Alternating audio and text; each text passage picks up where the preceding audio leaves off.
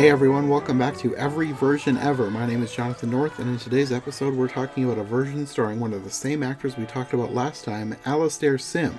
In the last episode, I shared the time that Rachel Wagner introduced me to one of the most famous versions of all time, the black and white classic from 1951 starring Alistair Sim. But did you know that that was not the only time he's portrayed Scrooge on screen? Quite a bit less well known is the 1971 animated version, and today I'm joined by my friend Eli Sanza to talk about just that.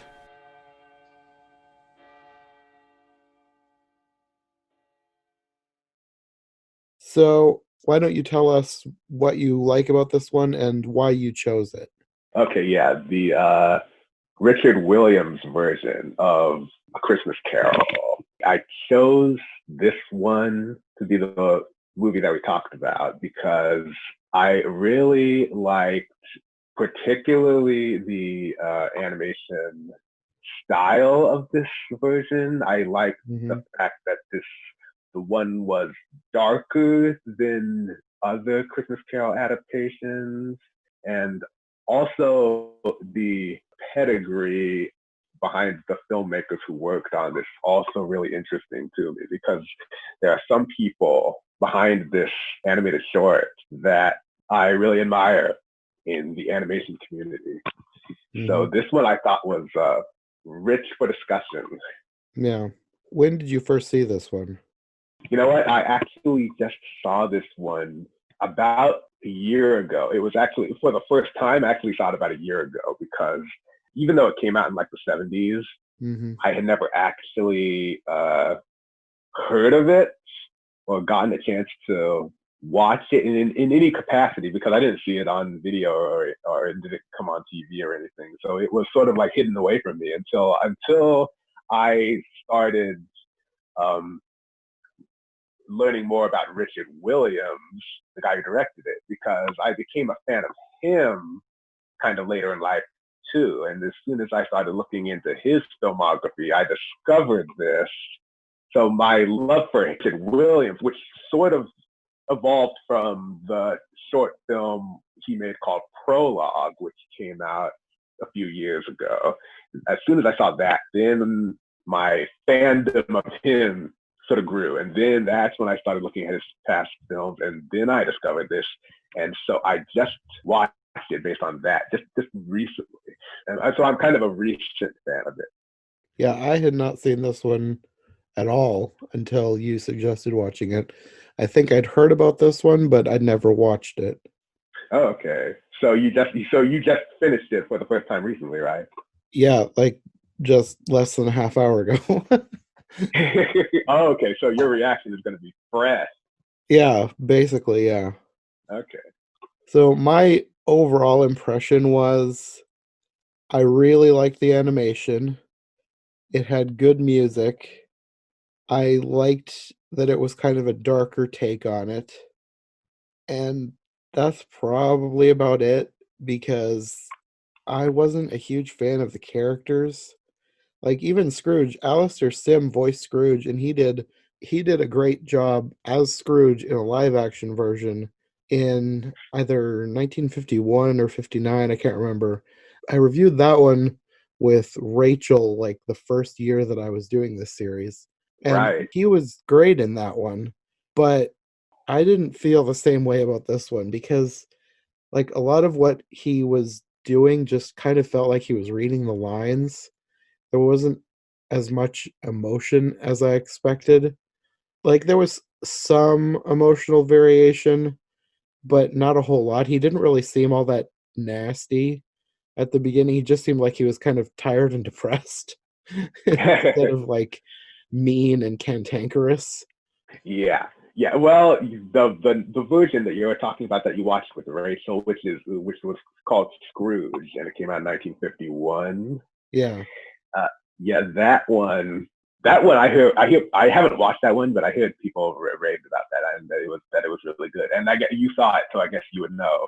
Yeah. But yeah, I heard that one was so good that I'm not that surprised that his the follow up work in this animated version wasn't as good. Hmm. But beyond that, also felt like, and this, I kind of figured this going in, seeing as how it's only about 25 minutes. It felt Hmm. very rushed. It felt like a very abbreviated version of the story. You Yeah. could really tell when they were cutting things out to save time. Like, I've seen enough versions that I kind of know how the story's supposed to go, and I know when things are missing. So I could really tell in this one that things were getting cut out just to keep things going at a really quick pace. Well, I have seen versions of this story on film multiple times before I finally watched this. So I noticed exactly what you're talking about. It felt really rushed, and it's to be expected because it is like a 20-minute Mhm. film, so it's not that surprising. But it sort of gets in the way of the enjoyment of it when it's so noticeable. And I don't know if it's exactly anyone's fault that it felt rushed, other than the fact that just simply the story just is too big to be contained within that Mhm. time frame. So I think it might just be the time link's fault. I think that the filmmakers were doing what they could within that time frame as best as they could, and it's not like it was completely a waste of time, because it's not, the animation is beautiful and all that. Mhm. Yeah, but I see exactly what you're talking about. It did feel like it was hindered by its short time length. Mhm. Yeah, most short versions feel like they need to be longer.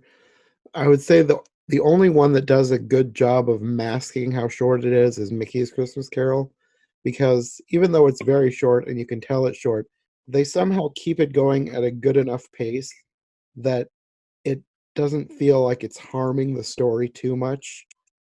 Yeah, I totally agree with you. Mickey's Christmas Carol did a great job with that story. It did not feel rushed at all, and it was also an Oscar nominated short film, just like this one. Mhm. But it was made by Disney artists, and they're great storytellers all the Mhm. time. So I'm not surprised that they did so well with it. Yeah, this one, it definitely wasn't a bad film. I just I feel like I wanted it to be like I said this in the last one that I reviewed. I reviewed one with Mark the other day, and it didn't have the same problems, but I feel like my takeaway is about the same in that it had a lot of potential. I just wish it were a little bit better than it was, but for totally different reasons. Because his was a newer version from the 90s, and this one I like the art style a lot more than I liked that art style, and I liked well, it's kind of hard to explain without you having seen it. Have you seen the 97 version? No, sorry, I haven't. Okay, well, I shouldn't get too much into it because I'm already doing an episode on that. But anyway, my takeaway is about the same in that it's another animated version, and it had a lot of good things about it, but it didn't live up to what I wanted it to live up to. But totally different reasons. Oh, okay, so it was the '90s version that you saw. Was that a feature length version? Yeah, it was just over an hour, so Oh, okay. it didn't feel like it was abbreviated, but it needed I felt like the animation needed to be just a little bit better. The music definitely needed to be better. Like the music in this one, even though there was hardly any music, was way better than the music in the 90s version because it was like a full-on musical and it was not good in terms of being a musical. Okay, well, Richard Williams always has great animation in his film, so I'm not Yeah. surprised that the '70s Christmas Carol that you just watched, that one, I agree, the art is amazing in this. Yeah. I kind of wish that they would have made this a full-length movie. Maybe gotten a different Scrooge or at least made him do a few more line reads to get a little more emotion out of him because the animation and the art style, that's the best thing about this because it looks so good. I really like the sketchy, I think it was called like a woodblock. It was styled after like woodblock art, like prints, woodblock prints Yeah, maybe. yeah. It was actually based off the illustrations of the original book. Okay. Yeah, the style of the animation and the backgrounds and everything looks great. Like Yeah. I would rewatch this one again just for the art. Even though I wasn't a big fan of the voices, the art was great. So I would recommend it just to animation fans, just based on the art alone. I would second that because my favorite part about this is the animation. If it weren't for the animation, I don't think I would enjoy it as much. So Mhm. that actually is a good note when recommending this because I've seen so many versions of this story, so it's not like the story is going to exactly pull me in because I already know it's going to happen. But if you just want to see a different version of it with a different like visual style. It's interesting. Yeah, visually, this is probably one of the best ones that I've seen. I really liked, and when I say that something is darker, this I feel like dark has multiple meanings in this one because just visually it's very dark beyond just being kind of creepier in some places. Mm-hmm. I really liked that about it. It really fit, especially with the art style. Yeah, But like I said, it's two meanings to dark because there were some creepy parts to this. Like Marley is one of the most horrifying Marleys in any version that I've seen. Like oh, I agree. even the 2009 one, that one was really creepy, especially with the jaw thing. But there was something Mm-hmm. about the way they did it in this one that I think is even more creepy than the 2009 one. Yeah, totally. That's one of the best looking like character designs I've ever seen with Marley's ghost. Uh-huh. Yeah, just really creepy. Yeah. And then The Ghost of Christmas Past was not that creepy, but it was different than I'm used to for The Ghost of Christmas Past. I think they still followed the, like in the book, The Ghost of Christmas Past is described as like their head is like a candle flame, something like that. And I think that they leaned into that in a different way than I've seen before, with the head Yeah. sort of kind of flickering and being like double or triple sometimes. Yeah, it was really interesting looking the character design. I kind of wanted more from the voice though, because I'm kind of used to, even though the Ghost of Christmas Past is usually the quietest ghost, Mm-hmm. they usually do something with the voice to make it, I don't know, stand out more. Like they add echo or reverb or something, so that Uh, gives it like a force. But this, it was just they were very quiet. yeah, well, yeah, they played this. The actor who played that role was subdued about it. It was very non-flashy. Uh-huh. And I will say that even though I didn't feel like the version as a whole had a whole lot of emotion, the scene when Scrooge and Belle break up, even though it was super short, I felt like that was the most emotional part of the whole thing. Just there was something about her delivery that was just really good. Yeah. Well, yeah, I agree with that, and I also agree with that. Like, one of the reasons why the story like it's so popular is because if you keep the bare like the core themes of the book, it's usually successful in whatever film you're adapting it to because the themes are just so great. And in this one, the idea that Ebenezer Scrooge, is like cares more about getting rich than he does about his girlfriend. Mhm. There's something kind of sad about that, and that usually always resonates with no matter which version of the story you're watching. Yeah, but there was just something about the way she delivered her lines that just felt more emotional and heavy than most versions that I've seen. She was just Uh, whoever the actress was that played Belle was just she was really good. yeah, yeah, no, I agree. One of the weirdest things in this version, I feel like, was the Ghost of Christmas Present. Mainly because it looked like he had a full head of hair on his chest. Yeah. It was like he had meticulously combed it so it was parted down the middle. It was very strange. Yeah, that was. I noticed that it was a weird look. I was like, wow, his chest is completely hair. It's not hairs. It's just hair. Yeah. I think they were just like trying to like save money on art by just let's just color his whole chest like completely brown. That'll save money. Yeah, I suppose. If they did like traditional chest hair, it probably the way they were doing like the sketchy style, it probably would have been very animated. It might have looked like static almost. So I suppose Yeah, they're that doing it that way so it looked better, maybe, but it just I looked weird to me. yeah. Well, I get what can you do? I guess they were on a budget.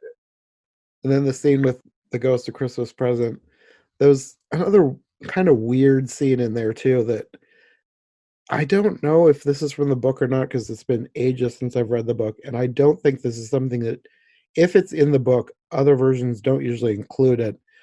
They're just kind of flying around looking at random people on Christmas. Like Hmm. he said, they were looking at miners, and then they're like flying out to sea and looking at a sailor, and it was just, it felt really out of place, and the scenes were just so quick that it was like, if this is in the book, I feel like it could have been cut really easily and given that time to something else because, like, at the Cratchit's house, they didn't spend very long there. Like, you could tell all that dialogue was super abbreviated. And then they hardly spent any time at his nephew's house. I think his nephew had like a line or two while they were there, and that was about it. So it felt Yeah. like that this strange scene of them just flying around looking at all these random people who don't play any important part in the story just kind of felt like it filled up some time that could have been given to something else. Yeah, well, that's the main issue with this film is just the time that Hmm. the time length. It's like it's compared to like so many other versions. It's just not up to par. That's just the issue. Like the only thing that really makes this stand out is how it looks. Yeah, and in that scene with the Ghost of Christmas Present, they actually include a scene that is very rare. Like very few versions include the scene of ignorance and want. And I will say that Yeah. they were probably the creepiest parts, at least ignorance especially. I think ignorance was even creepier than Marley. Just the way he looked, it was like almost like a skeletal golem or something. It was just really creepy. Want was Yeah. creepy too, but not nearly as creepy as ignorance. Well, yeah, and I also liked how they included that because Hmm. you don't see that in all the other versions, and that kind of resonated because it was really creepy. Yeah, it's one of the scenes that very few versions incorporate because it is a bit Yeah, random and it doesn't. I guess it's not super relevant to the whole story, but I feel like it's yeah, relevant to his character growth more than anything. But it's not one that yeah, like super needed, so I think a lot of versions cut it. But I did like that this one included it. yeah. I mean, I think they, I think they, I think it was good that they included it because based on like what the artists did and with that scene, it was effective. Hmm. Yeah, and then after that, you get into the Ghost of Christmas Future, and like pretty much everybody in this scene is gross looking. Like Yeah. is gross. I don't know why, Yeah. but it was just, especially like the one of his quote unquote friends, not really a friend, but like somebody he knows. There's something about the way he looked and like his nose was super gross and creepy and Oh God. uh Yeah. Look yeah, look like a melting hawk or something. Right? yeah, something like that. Yeah, they did a good job of making the future seem like a unappealing time, which is what they were going for, I guess. Hmm. Definitely. Yeah. But I guess it worked because he reformed. Yeah, he saw that and he was like, "Please, Spirit, make me like give me another chance. I want to change my ways." Then when you get to the end when he is reforming, this is another place where it just felt super quick, like super Yeah, abbreviated. Like he doesn't even ask the boy at the window to go get the turkey. He walks by it himself and says he'll send it, and then keeps on going. And it's almost like a montage. Like there were a few yeah, scenes in this that felt like a montage, but the end especially felt like a montage. And Yeah. then by the last scene, the next day when he gives Cratchit a raise, it just sort of ends very abruptly. Yeah. Well, the thing about this is that I would tell people before I recommended this is that this kind of feels a little bit more like an homage to A Christmas Yeah. Carol than a real full adaptation, because there are plenty of those that are way better. Uh, If you just want to see like a version of this that's different from the other versions you've seen, and you're a fan of like animated films, then I would totally tell you to watch this. yeah, and now that you say that, it kind of reminds me of the way that Sarah and I would talk about some of the old silent films that we watched, because a lot of times we would say that you really shouldn't watch them unless you're already familiar with the story, because it's kind of just watching some of the scenes play out instead of being like a full-on narrative. And Right. this was sort of a hybrid between that. Like it was almost a full-on narrative, but it was also just a series of scenes from the book. Yeah. Yeah. Well, we talked about that when we were doing that podcast about the movie Nosferatu. It sort of Yeah. felt sort of felt similar, and and I think I said this before when we were recording that, but that's a pitfall that a lot of film adaptations of books fall into. Mhm. Yeah. But on the whole, I wouldn't say that this is a bad film, and I would definitely recommend it to animation fans. Yeah, me neither. I would not say it's a bad film. I thought it was like definitely worth watching. I don't regret watching it at all. I enjoyed it. Yeah, me too. It's definitely not one of my like top 5 or top 10 or whatever, but I think it's totally worth watching if you like just different kinds of animation, because there aren't very many animated films that look like this one. It just has a Yeah, really unique style. yeah, especially in those days, because like a lot of animation in the '70s was not really that dynamic. It was a little bit more limited. Like, Mhm. but this one felt like full animation, and that was kind of rare in those days. If Yeah. you weren't Disney. Yeah. Okay, well, I think that's all I've got for notes. Did you have anything else you wanted to say about it? No, that's it. I think we covered it all. Okay, well, I guess that'll probably be about it then. Do you want to All let right. people know where they can find you? Yeah, yeah. If you want to find me, I'm on Twitter most of the time, and on Twitter, my handle is at eJunkie2014. And if you follow me there, then I will send you a link to my blog, which is where I post about most of the entertainment shows, movies, video games, and my opinions on them. So go to Twitter, and I'll see you there. Yeah, and I'll have links in the description as well. Okay, well, Thank thanks for joining me for this. We'll have to talk about doing another one of these days. Yeah, thank you for having me. I always enjoy talking about films with you. Yep. Well, we'll see you next time. Yeah, see you.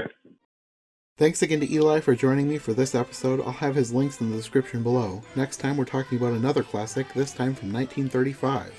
My cousin Sarah will be joining me for that one, so make sure you come back for another episode of Every Version Ever. Thanks for listening, and Merry Christmas!